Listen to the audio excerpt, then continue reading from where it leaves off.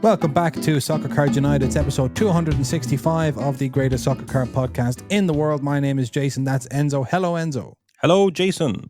Long time no see. Long time no see. As far back as this weekend. Sunday, yeah. We're back. I think this is our last week of, in fact, I know it's our last week of podcasting before a seasonal break. Yeah, we have Christmas and the New Year coming up, Jason. I might not see it for a while. Yeah, we have that coming up. I mean, people don't know. People don't know about. We have it coming up. That's all I'm trying to say.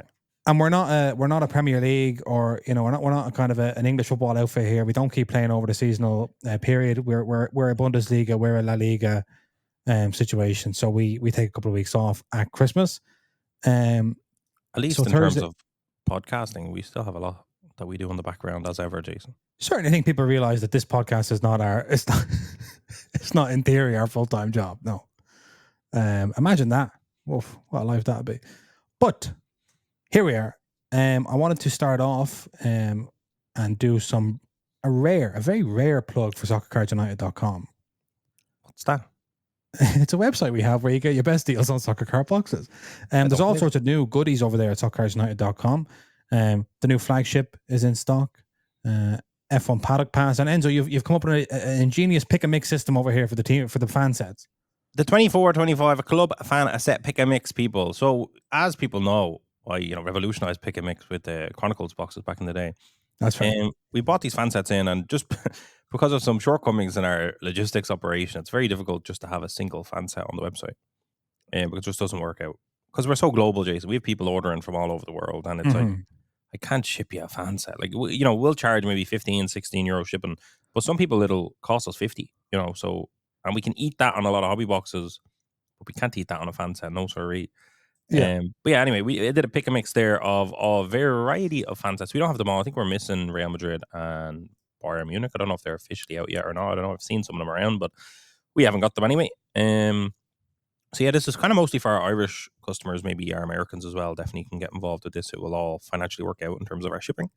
Pick two. Basically, I'm saying you're not getting away with two. Shouldn't worry about us if they order. No. Don't worry at all. I like that. Yeah. Yeah. This is gonna these are better for kind of card shows. These are better for retail environments, of course. So I tried to come up with a fun way to put them on the website to have that offering there. I know a lot of Irish people are happy to drop 40, 50 quid on blasters and smaller kind of retail boxes, mega boxes and stuff like that. That I think coming in, 2 Man United sets, 2 Chelsea sets, a Chelsea and a Man United, who knows? I think it just kind of works out well for people that are kind of wanting to drop not a crazy amount of money, but still wanting to get a rip in, Jason. So that is a return of the pick and mix model. There's also some Bowman Chrome Under 21 European Championship from 2022. My God, from 2022. That's right, Jason. I couldn't believe it when I seen 2022. I thought it was a 2023 at least. Dropped at the same time as flagship, Jason. A bit of a mad one. Obviously, I had to drop at some stage, but right on top of flagship, I haven't seen it being ripped. I haven't seen too much about it, but we've sold a few of them on the site. People are looking forward to one Bowman Chrome autograph at the low. Who wouldn't be looking forward to one Bowman Chrome autograph at the low price of 90 quid? It's not the worst, but I think internally they should have scrapped that box. I think they've impacted immediately the brand of Bowman Chrome for soccer. But that's just my opinion. Regardless of that, it's available at soccercardsunited.com. There's also PSG Premium Black and White. This is why we don't plug it. Yeah, I mean, can I say? I was kind of thinking this could just be a pure plug, and then we could get into more of the opinionated stuff later on. Yeah, I understand. So far, you've told people not to worry about us in terms of shipping, and this product shouldn't even have been released. Definitely shouldn't have been. But at the same time, Jason, there's Nico Williams in there that are fun chase. The PSG Black and White Premium, a set that confuses me. I know I'm keeping it opinionated. Sorry, Jason, but sticking with it. A set has confused me for the longest time. However, full of on-card autos and full of goodies. Definitely a nice release for the Paris fan in your life. That's right. Okay, so if you want to order from soccercardsunited.com, I'd recommend doing it right now. Because you can see on Jason's face why we never plugged the podcast. Yeah, we never plugged the website. You're like, oh, this is why. I forgot. Yeah, I completely forgot the reasons. I'm going to give people my opinions. That's what I do. I'm going to say, look, this is the website. Yeah, no, and yes, I'm selling it. Yes, I bought it. Yes, I have it in stock. However, this is good. That's bad. I'll always say that, Jason. Go on. Well, I think at least people can be assured of your continued integrity going forward. Right, let's swiftly get into Hobby HQ and move on to much more solid ground. You referenced that we'd just seen each other over the weekend. That's because we were in London As anyone who follows on Instagram will have almost been ground into the dust from being told so many times that we were in London over the weekend, and we have all sorts of news and news, views, and scoops to That tell we people broke. from that trip that we broke. Yeah, That's right. So just for anyone who's watching along, you may be interested to see this photograph of us outside the Fanatics Collectibles store. People loved that photo, Jason. Let me tell you. Look, 144 people to be exact. That's pretty nice. Thank you for the support, guys. Look, Shadow Stacks looking good, lads. Jason, interact with that. Come on. I'm not going to interact with it live on the podcast. Although we are interacting with it live on the podcast. That's right. Okay, so a few things. Do you want to just get straight into the news we broke? Or do you want to talk about flagship, or do you want to talk about the event or the shop, or what do we want to talk? How do we want to structure this one? News we broke. There's a perfect little carousel right there, Jason. I don't know if that's what you're going to use to break the news, but certainly it is. But we'll tell people where we were and what happened, and what we should. Okay. Structure this how you want to structure it, Jason. Right? You're good at this. I'll start with the news, and then we can talk about the event itself, because the news is like, if someone's just listening in just to hear about this stuff, they can get that out of the way, and then they can go before we get into the more kind of rambling style. Right? Okay, beautiful. Here we go. 5 pieces of breaking news from the Fanatics UCC flagship launch event in London. You got to swipe right to learn, but not if you're listening, because I'm swiping right for you. Jason, I did this. Can I get some flowers here for my graphic design skills and for my endeavor? Come on. I think people know that graphic design is Enzo's passion. That's right. I done this. Do you know? Can I just we kind of? I felt like by the time I was putting this together, Jason, we had kind of broke the news several times of the same news. You know? Yes. But I literally just said to myself, let me put it in a kind of a format that maybe other people would put it in, and just see how it goes. And I went well. If you were Jeff Wilson, what would you have your employees do? And it's this. Yeah, it wouldn't be Jeff doing it. It certainly wouldn't be Jeff Wilson creating cars on himself. Absolutely not. But somebody at the Sports Card Investor Enterprise would be 137 people agreed with me. There you go, Jason. We're up to 2 on the number of likes being reported on our own Instagram posts. Yeah, that's right. People might call that slightly vain, but we're gonna quickly move on, right? Enzo, UEFA Soccer Dynasty is returning. Not that about it. Why are you breaking the news to me? I'm the one who put it together. Listen, UEFA Dynasty. I know, that's right. It's returning, and it's returning for the 24-25 season. I asked, basically, I said, excuse me, is the Yamal rookies in here or no? Like, are you going to be a year behind like you were? And they said, no, they're planning to do it for 24-25 release.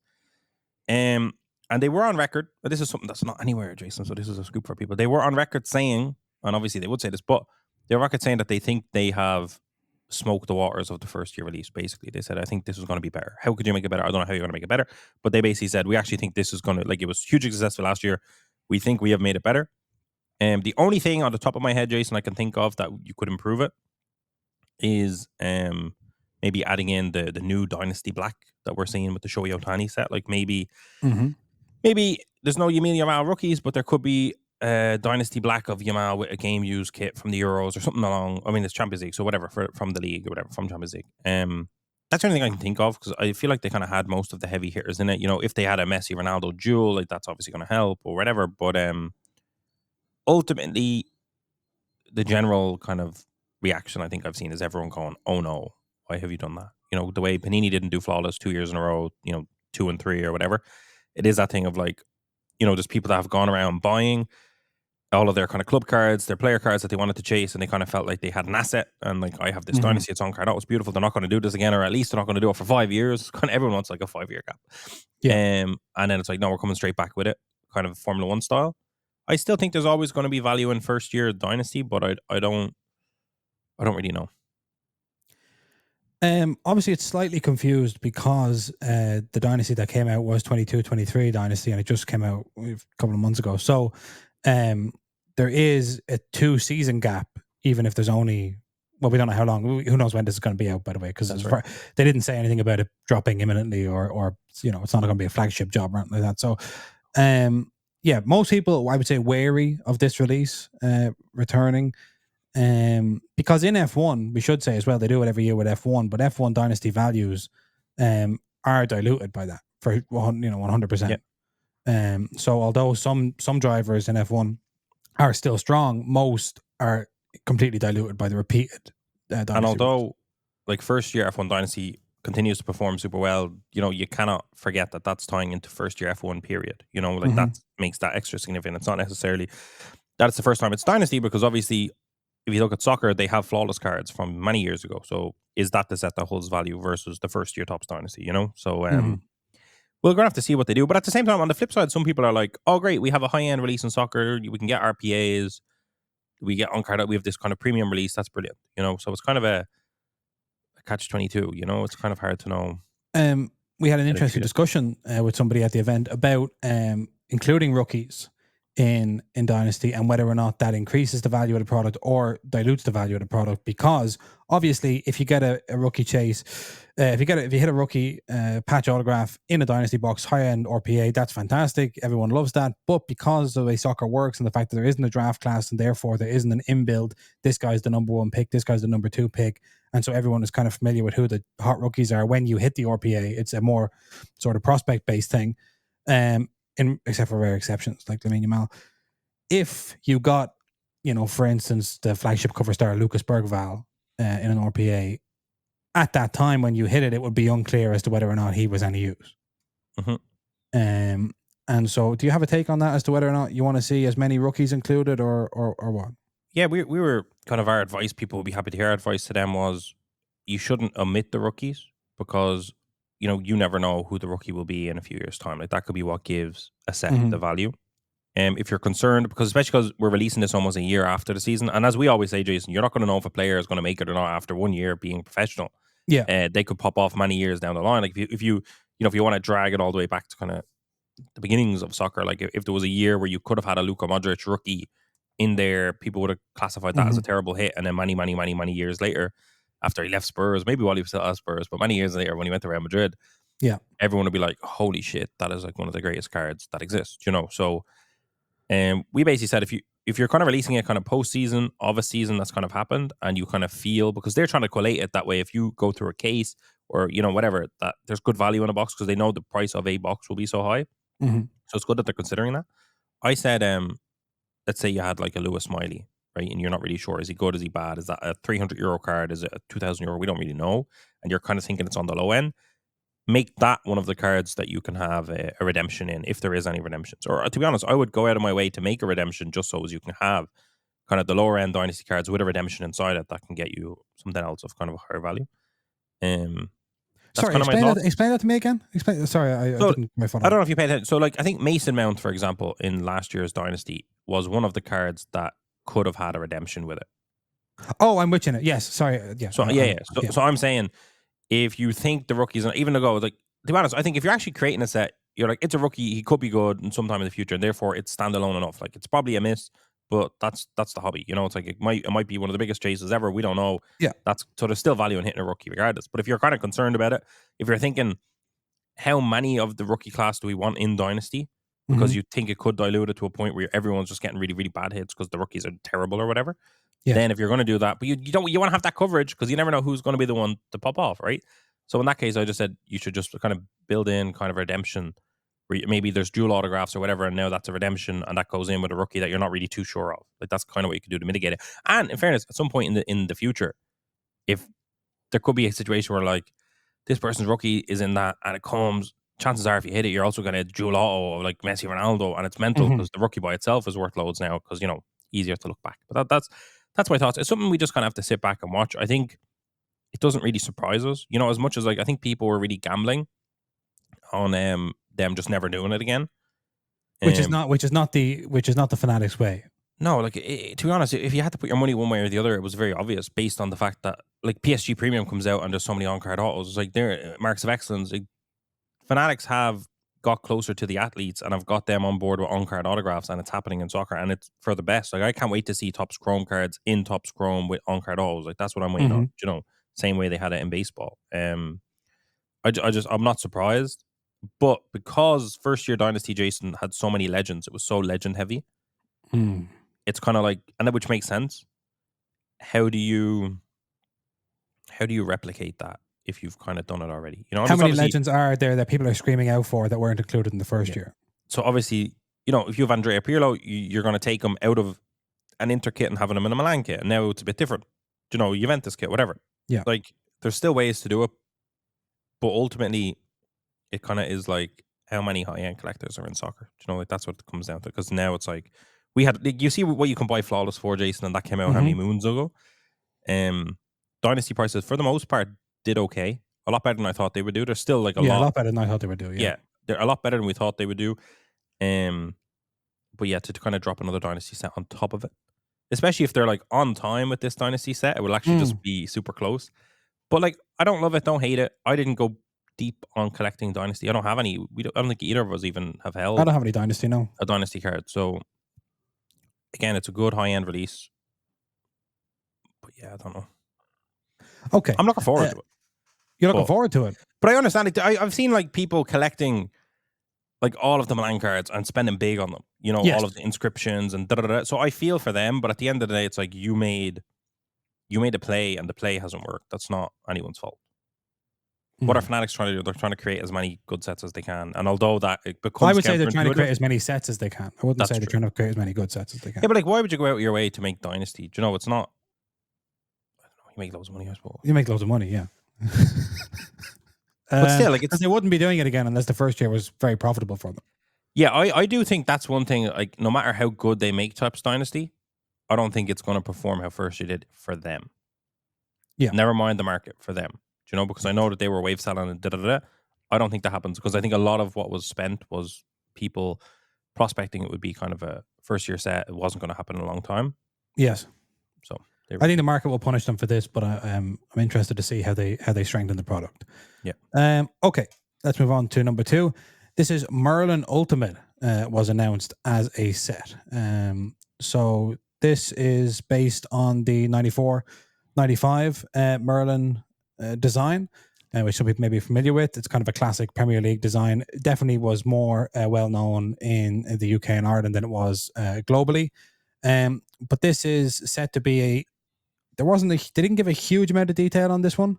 Obviously, we have Merlin Heritage. We know has come out as an e-commerce set from Topps the last few years. We know Merlin Chrome, and the information that I have is that it's a higher end set than Merlin Chrome. Does that mean it's a higher end SKU of Merlin Chrome, or does it mean it's a standalone product which fits above Merlin Chrome in the Merlin hierarchy? That hasn't been confirmed one way or the other. My guess is that it's going to be kind of same SKU, like it's just a different SKU. Sorry, but yeah, it wasn't clear at all. And to be honest, the way they were talking about using the 94-95 designs made it feel like it was its own set. Yeah, and there's kind of some conflicting information because I several times it was mentioned that this was based on that 94-95 Merlin design, but then it was also heavily emphasized that these were new designs and fresh designs. So that'll be interesting to see. It may be sort of a stadium club situation where you have a base set which is very faithful to the principles of that base set, and then there are all sorts of crazy inserts that seemingly have nothing to do with what the main set is about. But this is we're pretty short on information. This was definitely a teaser more than anything else. Definitely. Okay. Cruyff and George Best, tell us about this. Yeah, so Topps have basically gone to the estates, I suppose, of these respective legends and have kind of secured image rights. So they'd correctly kind of pointed out that we've seen George Best in SPFL, in I think a Hibernian kit. Is that right? Mm-hmm. Yeah, that's right. But I think that came down to having SPFL license, and he just happened to be included. Now they have the official George Best license, so we're going to see him in Man United products, Man United kits or whatever. And maybe Northern Ireland, they said. I'm not sure if they can. That'll presumably be a Euros related product at some point. Surely, like if it's a road to the Euro or a Euro that they would have qualified for, yeah. So or maybe a World Cup they qualified for, I'm not sure. But we might see that. They kind of teased that they mentioned Northern Ireland, so that was good. And then same again for Cruyff. Obviously for both of these people, if there's any autos, they're going to be cut autos, right? That makes sense. But Cruyff, they said he's going to appear. His first appearance is going to be in an upcoming Barcelona team license set release. So that could be like a Barca Chrome, or it could be a Barca Lineage, or whatever they're going to do. Who knows? Mm-hmm. He'll pop up, probably similar to what we've seen with Diego Maradona in the Argentina sets. Yeah, very interesting to see these two legends make an appearance. In terms of autographs and all that kind of stuff, I don't know. I'm slightly conflicted about this stuff because on the one hand, it's great to have, to be able to hit, we saw the Maradona boot relic in Argentina Lineage, and we saw that George Best cut autograph in MLS Renaissance without an image because they didn't have the rights. But on the one hand, that's great. I do slightly like the idea that these players come from an era of stickers and an era of like pre-modern cards, and that if you want to, I don't know, I suppose like if I like the products being strengthened by these players, there is part of me who doesn't like the idea of money being diverted from the Cruyff market or from the George Best market, meaning their stickers, and being put into, you know, a George Best Superfractor or something like that. I get that that's fantastic. Like, I get that would be a great card for someone to own. But I like the idea that there's like, if you want to buy George Best stuff, you want to buy Johan Cruyff stuff, you have to get vintage. You know, yeah. That's fair.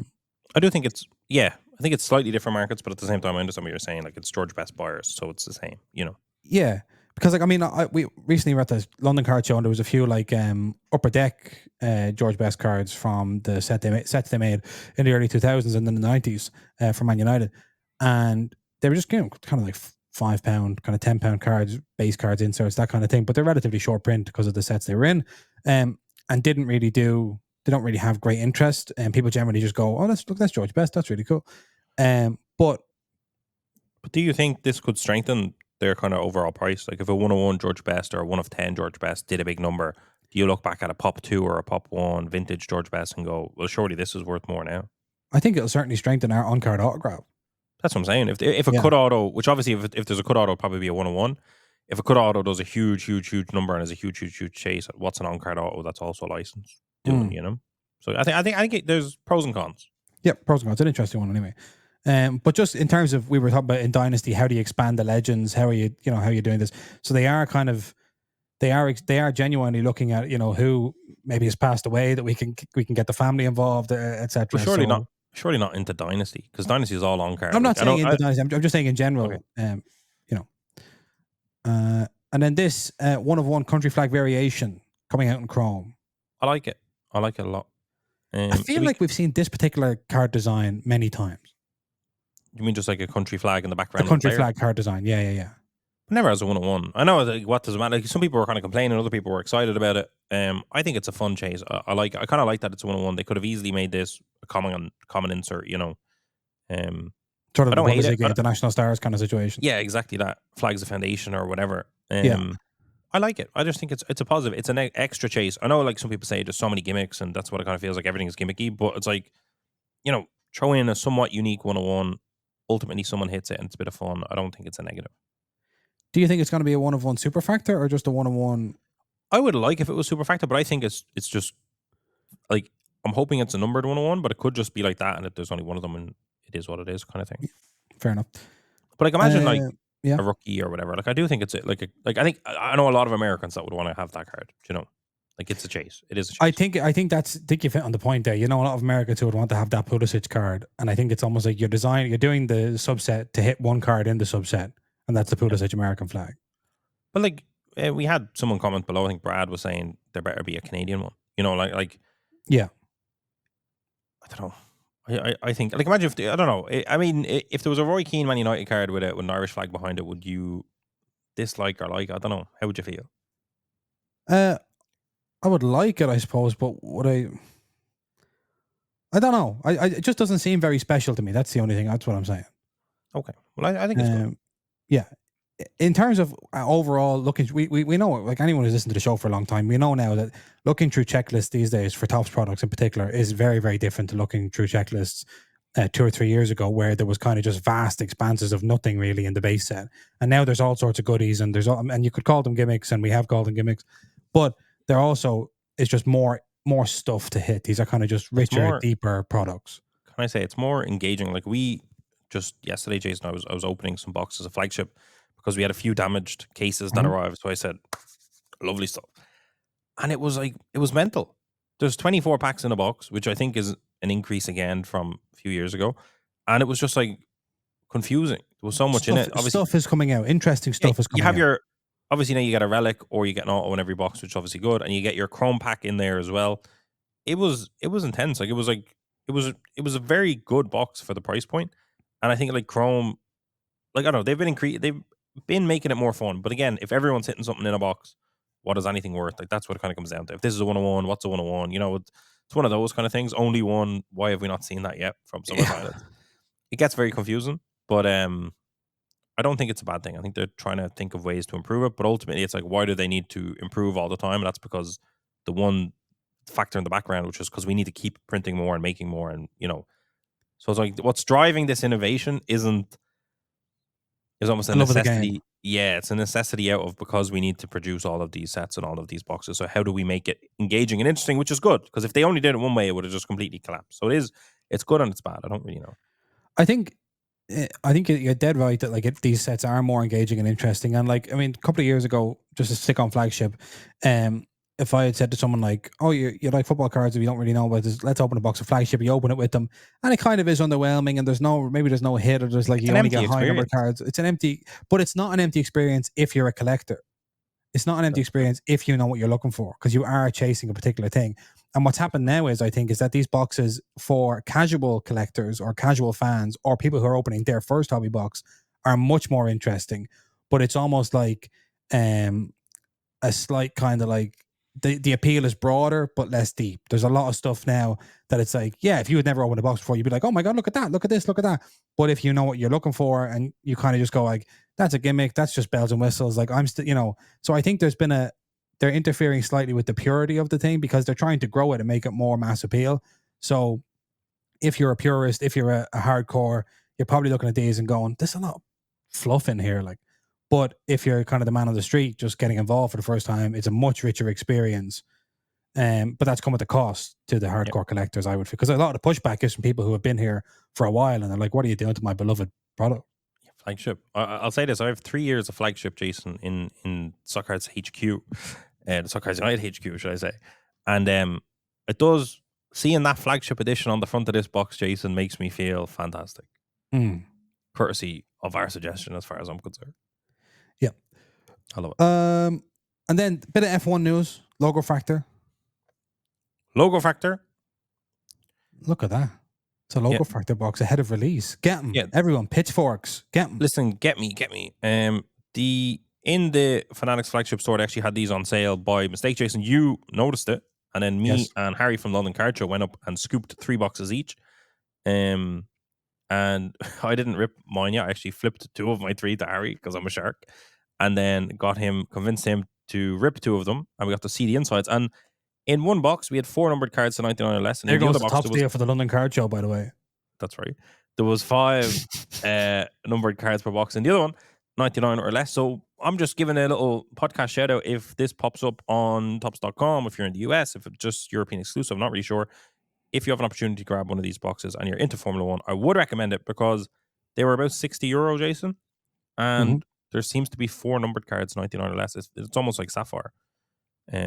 For a ridiculously cheap price. So I'm gonna rip that for our YouTube, so it'll be up there if people want to see it. But I thought that was kind of noteworthy. No one announced it in the thing. We just got to buy it, got Harry to rip it, and took that data and I brought it here to the people. Yeah.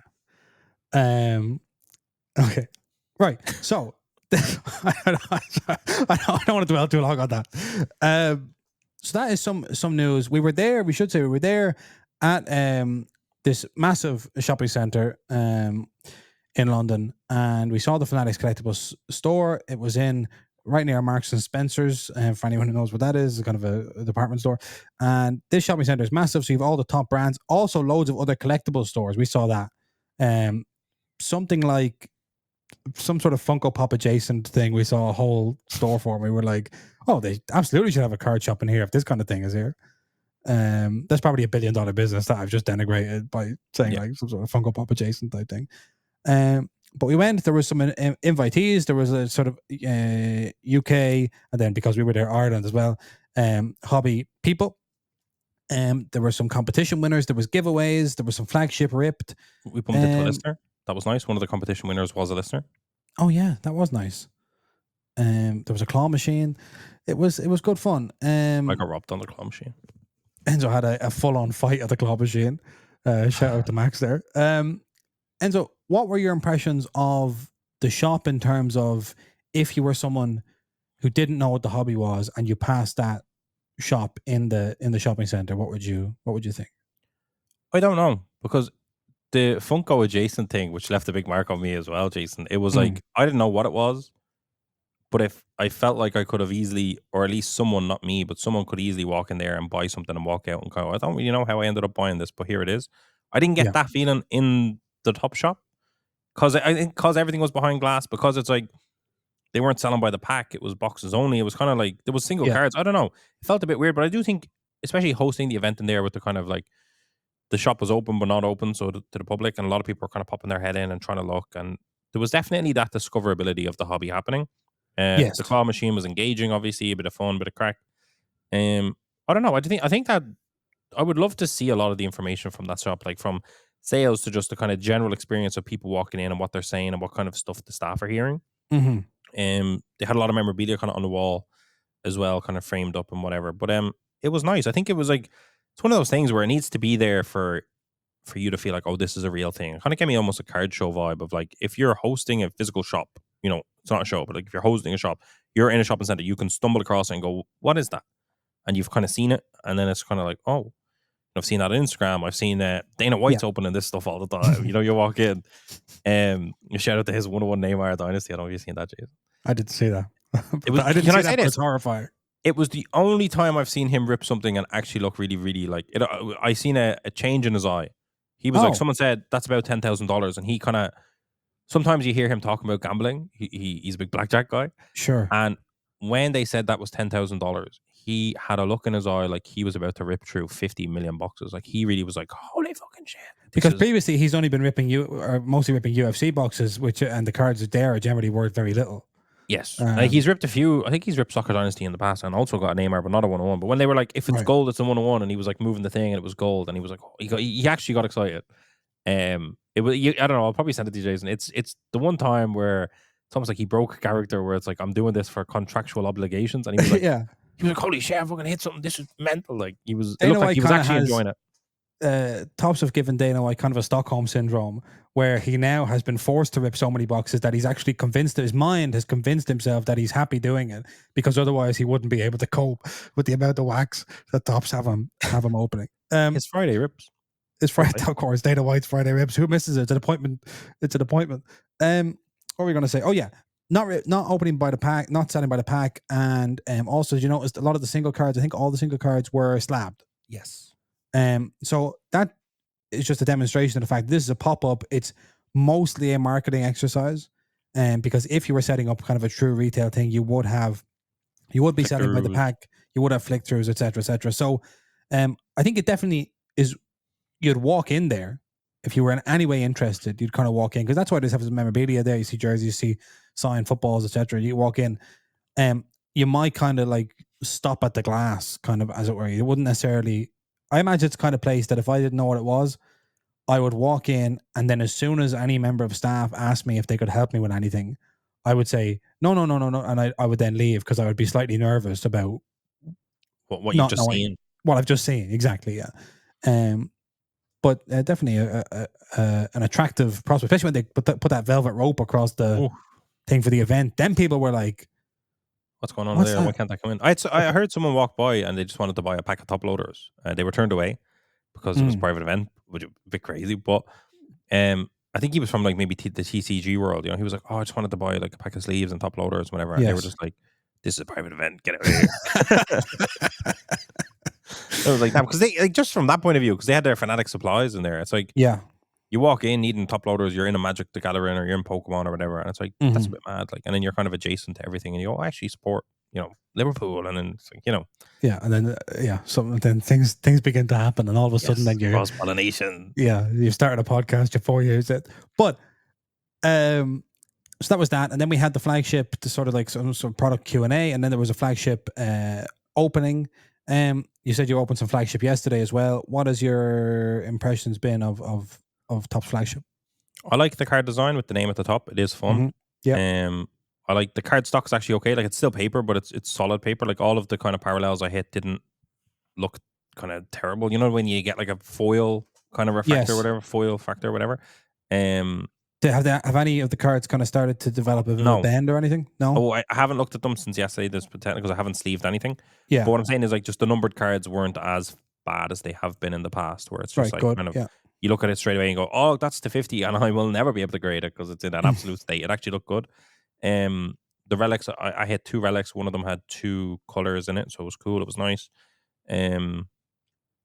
Chrome cards are good still. You know, the ultimate stage looks well. Yeah. It's Still a good. pack of Ultimate Stage per box. is it? Yeah. And solid. Just like it is. It's just a solid set. It's like, I know the price went up a little bit from last year, about 10 or 20 quid, but it's a quality set. I remember when we first talked about, I think it was when the pre-order was out, and we talked about it, and didn't address the fact that or mentioned the price has gone up slightly, but didn't in the view of the general public spend enough time on that. And then afterwards, people were like, "What do you mean it's gone up?" But I think it's strengthened to the point where if you look at it, like just the general inflation of things in general, it holds its price and holds its value pretty well. Like we have it for 115 on our site. I think Topps had it for 105, but like 115, like if you just go through like our website, there's not a lot of boxes in that range. You know, like Yeah. team sets are 80 or 60, whatever, depending on the team. It's a solid product for the price point. I see like a Blue Moon Man City for 125 here. I'd be buying flagship all day. Obviously, I'm not a Man City fan, but you know what I mean. It's just it's still a friendly price point, I think. Right. So that was our time at the Topps Fanatics Collectibles pop-up store, and we'll see when they close, which I believe is the 5th of January. When they close, where they go from here in terms of a European retail operation. Yeah, there was definitely kind of whispers that there will be a more permanent fixture, but that's all need to know, wrapped up basis, whatever. I will say that they're hosting more events. I think tomorrow Dominic Solanke is going to be in store, and that was another kind of Dominic Solanke. Yeah, someone said actually I did like a little video reel, and someone said, "Where's all the kids?" Which was like fair, because if you think about it, it was like people our age kind of there. We're no kids, let me tell you. No. Obviously it was. I mean, there was wine. There was champagne. And wine. There was wine stuff there. So it wasn't really. At least that event that we went to wasn't really designed for kids. Yeah. Obviously there was a 10-person, 20 people total, because everyone got a +1, 10-person kind of raffle or whatever to get in if you weren't invited. Whether they age kind of quantified that or not, I don't know. Maybe I assume tomorrow there'll be more kids, Dominic Solanke, etc. But even the time of the day, I don't know. Like I'm sure some of the events are doing are kind of more kid focused, and I'm sure during the day it's full of kids. Well, I think you've hit upon a key sort of point of difference between the European and the American hobby. Is that there aren't as many kids in the European hobby. With Zion cases full of 10 grand. Yeah, like, and literally it is just because like there are not a lot of people who are funding their children to get into that. Most people who are in the European hobby are paying for their own cards. It's not a situation where like at the National and you have these kids walking around or these kids spending money, or I think at the Panini booth you were doing a redemption and some kid offered you 1,100 quid. Like, and you it was a good offer, but you didn't take it literally because he was so young that it would have been insulting to. I was scared. I was startled. Yeah. It was just uncomfortable. Yeah. So that is like there just isn't as many kids in the European hobby, because the price points are expensive. That's literally, I think, just it. Do you think there's any other reason for that? I suppose we don't really have the legacy of it either. We're still you would building need to be that. The kids of this generation of collectors maybe into it. When the likes of us all have kids, we'll be going, this is my collection. These are my super factors. Who do you collect? And then you.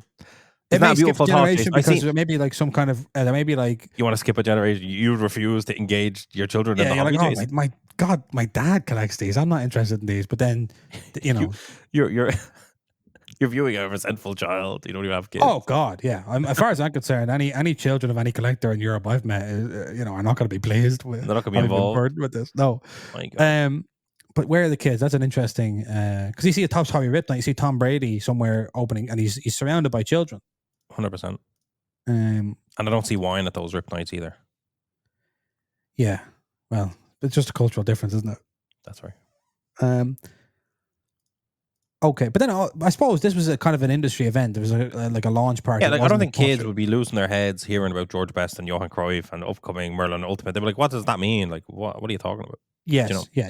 There's not a lot of children running around the Topps Hobby Conference. That's right. That's right. Get that right. The industry conference is not full of kids either. No.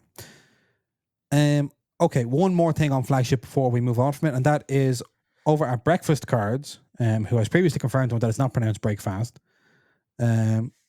We saw the designs for the entire Grail set for this season. And it's missing Argentina, by the way. It's missing Argentina, which was, as far as I'm concerned, that's an own goal. Yeah. because they've demonstrated that with Inter Miami being there, It's not. they're a happy Champions League enough to thing. stray from the Champions League license. So what the hell? Yeah, it's almost like they forgot they had the Argentina license. So this is just from Breakfast Cards. Get ready for the all new Messi Grail Quest 20. By the way, I'm not sure where this was. This may have been provided by Topps as a sort of a targeted leak. I don't know. For the 24-25 Top Soccer Card collecting season, 9 Grail cards to collect with prizes for those who complete. If similar to the 23-24 CR7 Grail Chase, looking forward to a new season of soccer card sets from Topps Fanatics. The Fanatics name keeps. We weren't at the Top store on Saturday or on Friday. We were at the Fanatics collectible store. That is right. How do you like this Grail set? I am disappointed. Speak on that. Oh, sorry. I was trying to. Do you know what I was trying to do, Jason? Right now. I thought you were very upset. I thought that's why you were kind of taking a pause. No, I was trying to see if Topps Ripped. Yeah, Topps Ripped is where this came from. Topps Ripped US. Yeah, there's an entire platform designed for kind of new stuff, and we always forget about it. I don't know where this came from. I checked Topps Ripped this morning, and there was nothing there. Well, I have Plot Your Course here, and I see all of his Grail number 5, Grail number 6, Grail number 4. Plot Your Course? Yeah, it's a bit. There's actually a subsection, ripped.com. It doesn't matter. Anyway, yeah. The point is it's there. It's very weird. Joe, what am I doing? I'll share my screen. Share your screen, Enzo, please. And this is, for anyone listening, this is incredible content here on the podcast. Tell me when you can see it. Yeah. The Grail, it's like a real retro video game thing. Look, Topps Ripped, Jason. So let's talk about that for a second. Topps Ripped, you're saying it's not on Topps Ripped. It is. The Grail. You go down the leaderboard, because this is the kind of active leaderboard, and plot your course, and there you have it. In a kind of like Pokemon style thing. You can click on it, make it bigger. Maybe Breakfast went in and kind of took them all and put them all together, because I don't see them all together anywhere here. But there you go. That's some good legwork there from Breakfast. If he did it, I'm sure it popped up somewhere else as well. I just think without the Argentina, it's sad. I think especially in the middle, he's like at the Ballon d'Or or whatever, holding his Ballon d'Or trophy in a tuxedo. It's almost like, and that's the one that has the Inter Miami and it has PSG. It's almost like they were like, we don't want everything Barcelona. It's like, yeah, you have Argentina. Why would you not? Why would you not? It doesn't make sense. If any, because anything, I think it would have been nice to have an all Barcelona. Yeah, it's like one or the other kind of thing. We do one or the other. We're either doing all the teams Messi has appeared for, or we're not. Or we're not. Yeah. I also don't know. Maybe this is completely wrong, but I don't remember seeing all of the Grail designs for the previous seasons at once before the Grail chase started. But maybe I'm wrong there. Maybe we did see Cristiano Ronaldo. Maybe we did see Erling Haaland. I think you're wrong there. Yeah. Yeah.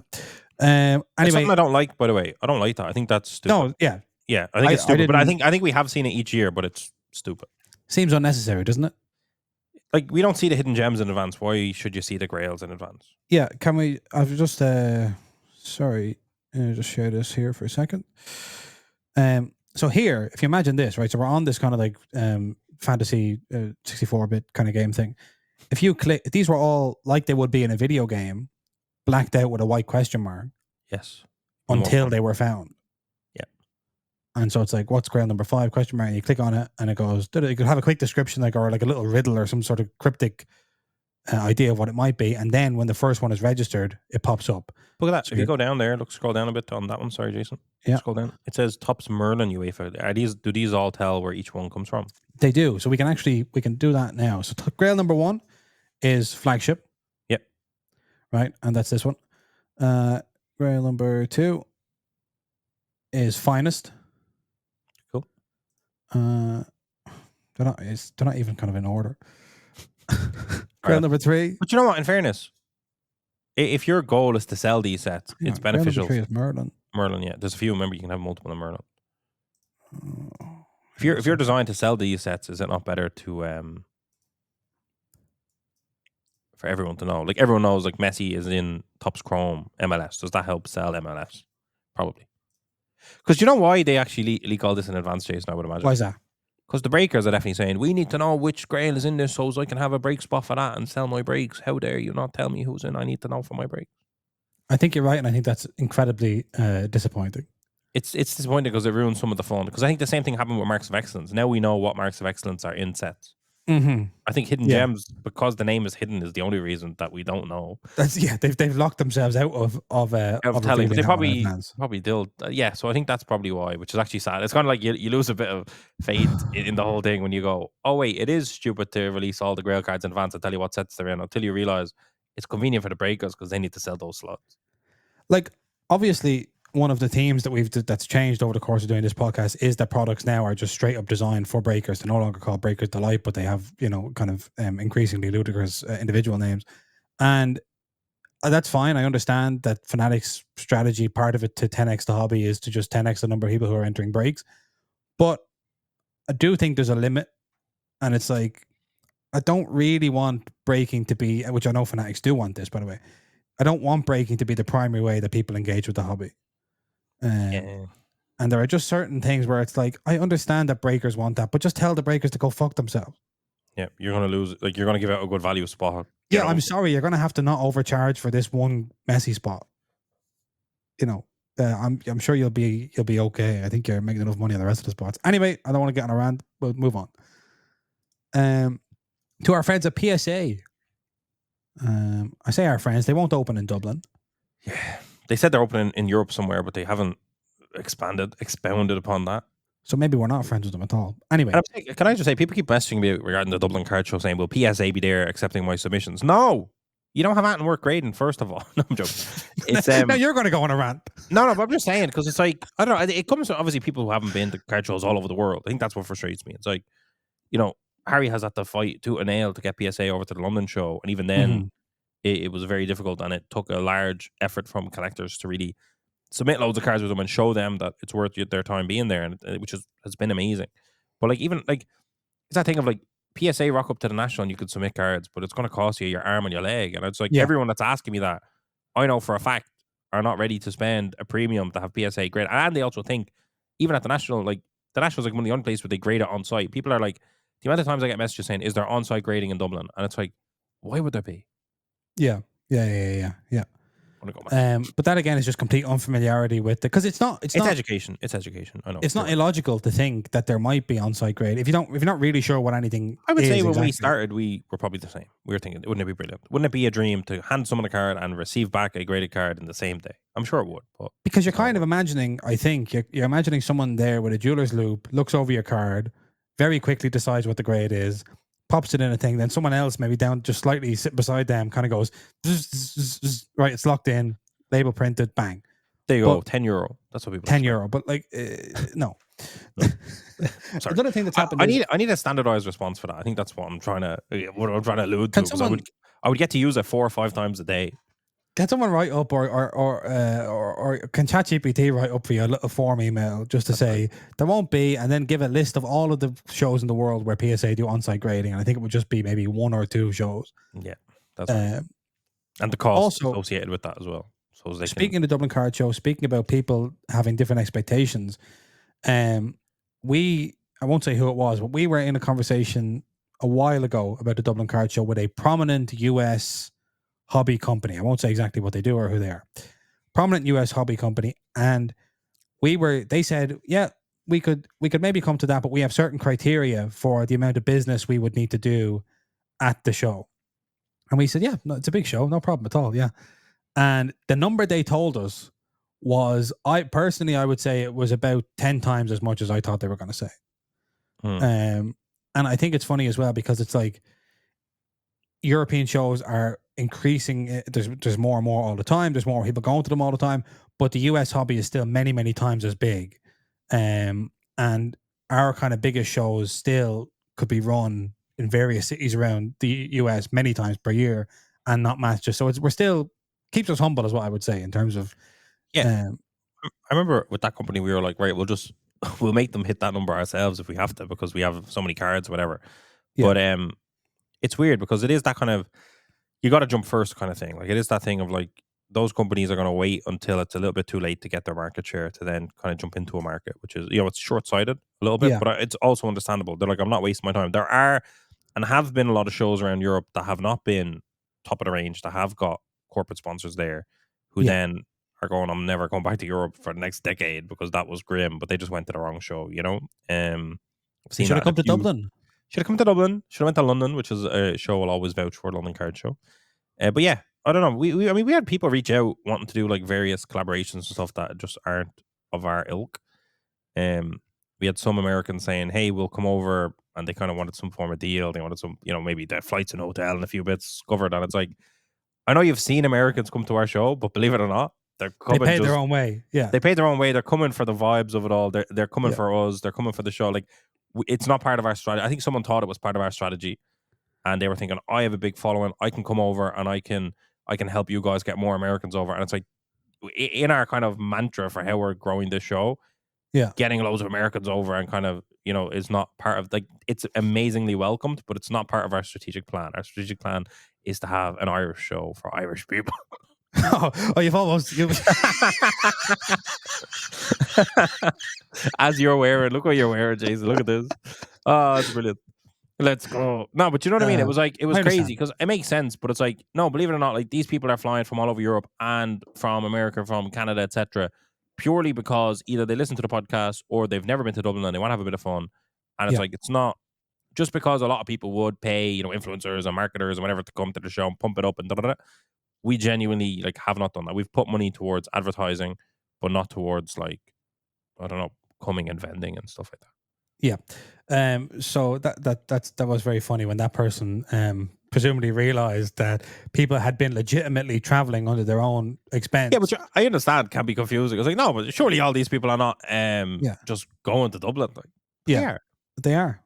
Anyway, PSA, who, as it stands, are not setting up or coming to Dublin anytime soon, my God. have just announced that they are doing custom fit for die cut cards. I love that. This is a very sort of complex graphic here. You can see. It's like an idea you could have had as a child many years ago. Well, we could. Wouldn't this be brilliant? They've added just one extra part there. The rest of it, it's brilliant though. Yeah. So just to say, too long. Grading companies encase die cuts look like standard four-sided cards. Too long. Unique designs have been susceptible to movement and holders, but from here on out, and only at PSA, this injustice will not stand. Wow. Introducing custom fit encapsulation for die cards, effective immediately for eligible regular service levels. Submissions and above die cuts will be set and sealed with a custom transparent insert at no additional cost. The result, unshakable preservation and presentation. That's fair. The missing piece is what you were talking about. No, it's brilliant because, like, you're saying it's PSA 10, but the thing is whacking off the side of the plastic for the next 10 years. It may have been a PSA 10 when it got put in there. Yeah, 100%. I think this is something that is like, it was there to be done. It's not that difficult, I don't think. And it's impressive that they're doing it. Like we had a Marcus Rashford die cut, I think, from Select. I was thinking about that as well, yeah, we got PSA 10 on it, and we did eventually sell it. But, like, I think if it was in one of these, I would have been even harder to sell it. You know what I mean? It's like, this looks brilliant. I like it. And this I wonder, they fixed the sticker problem, right? I feel like stickers are still 50-50 because if you can kind of perfectly create a die cut thing, surely you can perfectly create a similar insert for stickers that are various sizes. Yeah, you'd imagine so, wouldn't you? This is the kind of thing that I think allows a company, or is kind of like, this is a PSA are in kind of a virtuous cycle here now, because this is the kind of thing that they can spend money and spend time on because of their position, because of the amount of submissions they're getting compared to their competitors, because of the lead they're extending in the market, and therefore they have the resources, the time, the budgets, the interest to be able to do stuff like this, which again gives them another little marginal gain and so on and so forth. This is the kind of thing that you might think, well, say, I was going to say SGC, but PSA own SGC now, don't they? Yeah. But say you were, I don't know, say you were tag grading in the States, just to pick an American company. You might say this is the kind of innovation that you would be doing as a smaller company in an attempt to catch PSA. But I think for a smaller company, this is not really going to convince someone who would submit with PSA to submit with you instead. But for a big company like PSA, they can make a big deal of it. And it's not really like, they're just extending their lead as opposed to catching up with somebody else. So the rich get richer. That's all I'm saying.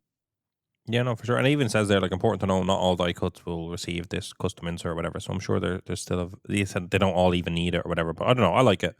The rule of thumb: if a card's edges align with at least 3 internal rails of a PSA holder, it's likely that no insert is needed to stabilize.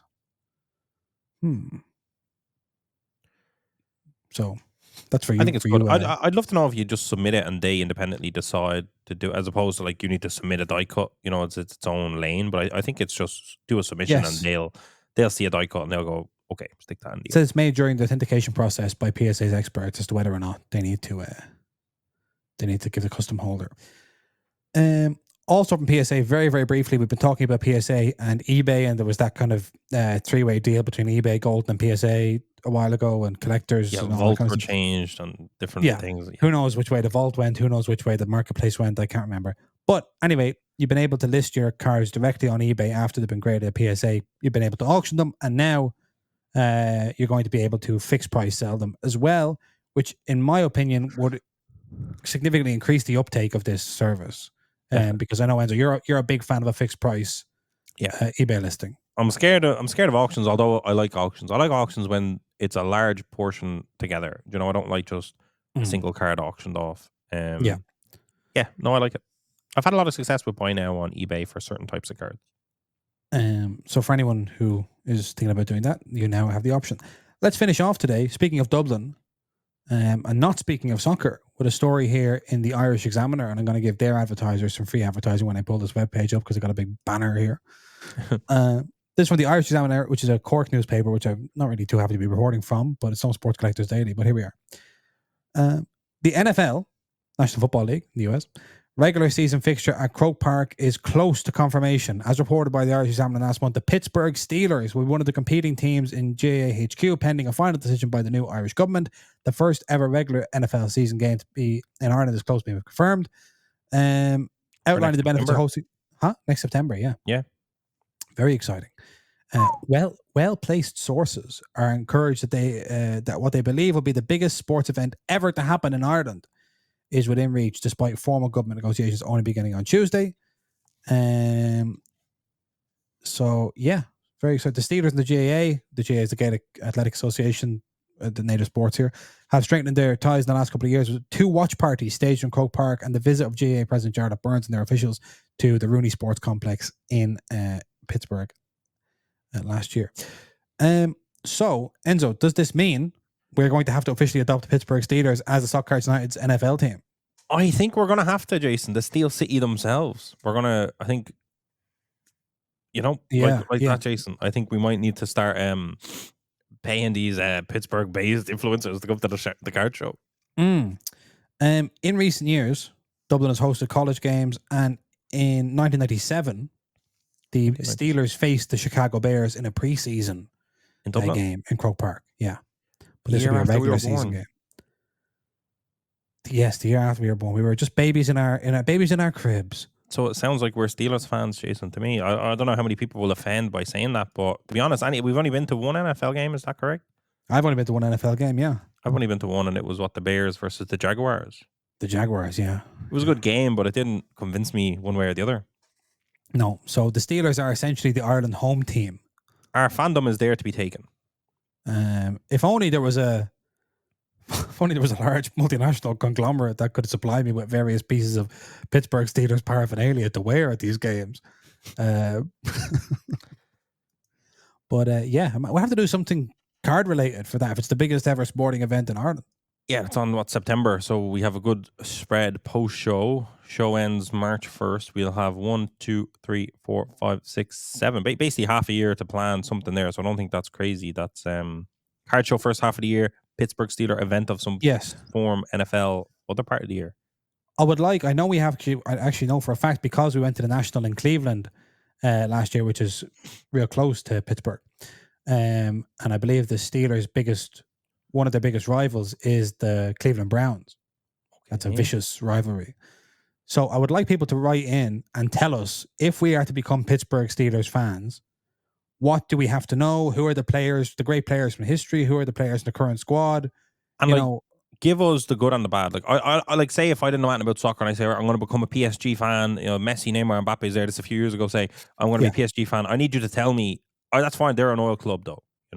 Yes, exactly. Yeah, I want to know the good and the bad. Like if I say I'm going to support Tottenham, you have to tell me they don't win trophies. They're don't win trophies. I need to know this. So if the Steelers are bottlers, you need to tell me. Yeah, we need to know the good and the bad. I'm going to support Liverpool. You have to say Liverpool fans are annoying. Yeah, exactly right. So we need to know. Yeah. You just need to tell us the good and the bad, because I What do don't you think want about yourselves, and what are the top? If you're not a Steelers fan, you can write in and tell us what are the absolute stereotypes about Steelers fans. What will Enzo and Jason have to defend for the rest of their lives if we are, honorary Steelers fans? Will people say, "Oh, back in 1967, you did this and you are You scumbags cheated in in Super that Bowl"? game Yeah, I need to against. know. Yeah. Did we do that? And did one of our players bite someone like Luis Suarez? Like, we need to know these things before we can properly sign off, because we might. Before we can join the Steelers Nation. That's right. So, and of course, there's a great Steel City Collectibles who we've seen international a few times there. Right. We can become so they friends can kind with of them. become our mates. Our mates, perhaps. I don't know. So that's all for today's program. I hope you enjoyed that in some way or other. We're back on Thursday for what will be our final podcast of 2024. Other than that, have a great week. I hope everyone's keeping up with their Christmas shopping. StockCardsUnited.com to get your last minute Christmas shopping done today. Boom, we can still ship out on time.